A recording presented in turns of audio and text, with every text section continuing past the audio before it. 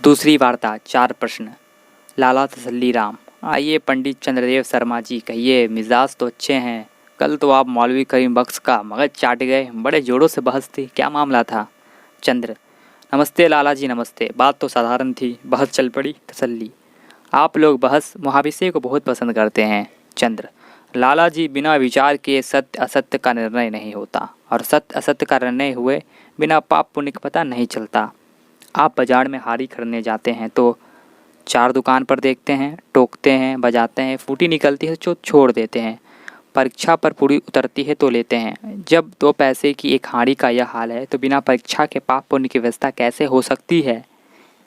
यदि हम अज्ञानवश पाप कर्म में प्रवृत्त रहे तो ईश्वर हमको क्षमा नहीं करेगा। धर्म की बातों पर विवेचना करनी चाहिए। तसल्ली: अच्छा, यह बताइए कि बात क्या थी? चंद्र: प्रश्न था मांस भक्षण का। मौलवी साहब अपने को नॉन वेजिटेरियन अशाकाहारी कहते थे। मैंने कहा यह गलत है, आप भी तो शाकाहारी हैं। तसल्ली: ये झगड़ा व्यर्थ का है। मांस खाने में दोष ही क्या है?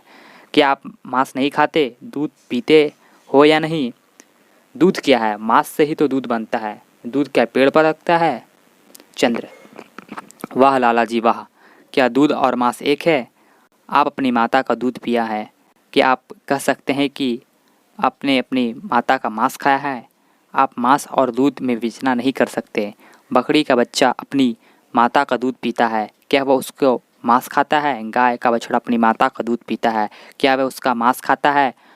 आप सब गाय का दूध पीते हैं, गोमांस से तो आपको घृणा नहीं?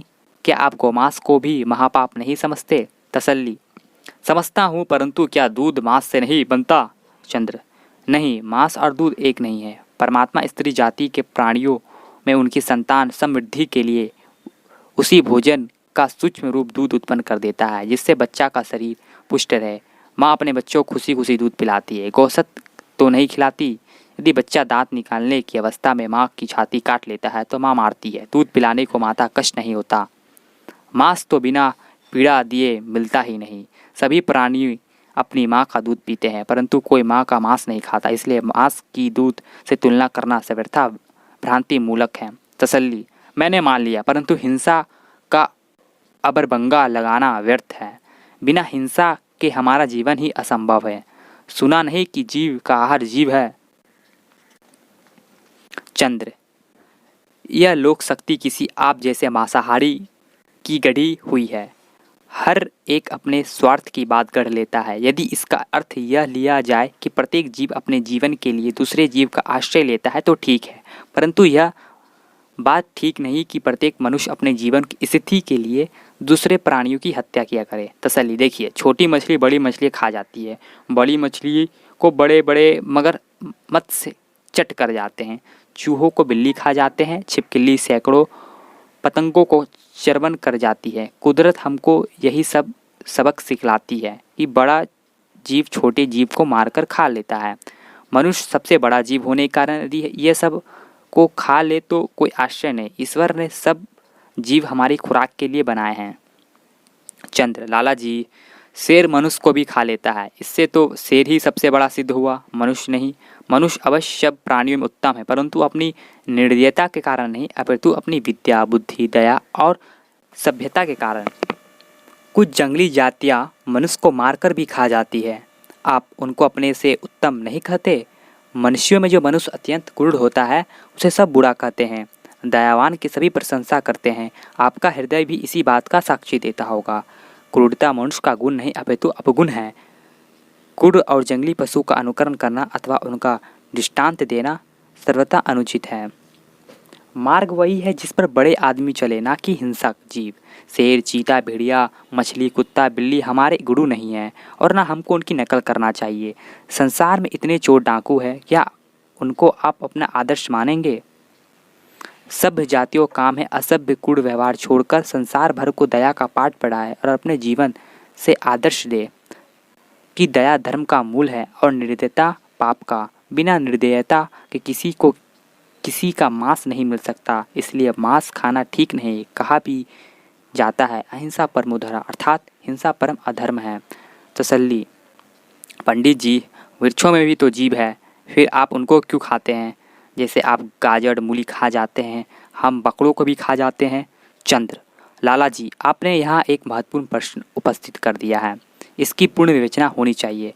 मांस भक्षण के प्रश्न को लोग हंसी में टाल देते हैं। वस्तुतः इसके साथ कई दार्शनिक और आयुर्वेदिक प्रश्नों का संबंध है। तसल्ली, आपने ठीक कहा पंडित जी। एक एक पर पूरी बहस होनी चाहिए। आज की आपकी बहस से मुझ पर यह प्रभाव पड़ा है कि मैं इस मामले की तह तक पहुंचना चाहता हूं। आप बताइए कि इसके साथ कौन कौन से प्रश्नों का संबंध है।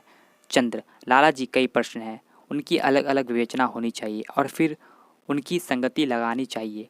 पहला प्रश्न यह है कि जीव के लक्षण क्या हैं। तसल्ली, ठीक है। चंद्र, दूसरा यह कि कौन पदार्थ सजीव है और कौन निर्जीव। तसल्ली, मान लिया। चंद्र, तीसरा प्रश्न यह है कि मनुष्य को किस किस जीव को कितनी कितनी पीड़ा देने का अधिकार है और किस किस दशा में, अर्थात अहिंसा धर्म की मर्यादा क्या है। तसल्ली, यह भी मंजूर है। चंद्र, चौथा प्रश्न यह है कि जड़ पदार्थों में से मनुष्यों को क्या खाना चाहिए और क्या नहीं, क्योंकि किसी पदार्थ को केवल निर्जीव सिद्ध कर देने से उसका भक्ष्य होना सिद्ध नहीं हो जाता। रेत जड़ है परंतु उसे कोई खाता नहीं। पत्थर या लोहे को चबाने से किसी की हिंसा नहीं होती, परंतु ना पत्थर भक्ष्य है ना लोहा। हलवा भक्ष्य है परंतु चूड़ी का हलवा अभक्ष्य है और उसको खाने वाला दंडनीय होता है। भोजन में 3 बातें होनी चाहिए। उसकी उपलब्धि पाप से तो नहीं होती, कानून के विरुद्ध तो नहीं, स्वास्थ्य के लिए हानिकारक तो नहीं। तसल्ली, पंडित जी, आपने ठीक कहा। कल से यहीं आकर इन बातों पर विचार किया जाएगा। मैं अपने अन्य मित्रों को भी सूचना दे दूंगा। कल से 8 बजे प्रातःकाल इसी पार्क में आ जाया करे और नित्य 9 बजे तक इसी पर वार्तालाप हुआ करे। आज की मंजलिस बंद। नमस्ते। चंद्र, नमस्ते, कल मिलेंगे। अगर आप हमारे चैनल पर नए आए हैं तो सब्सक्राइब करें। हमारी आगामी वीडियो जल्द आएगी।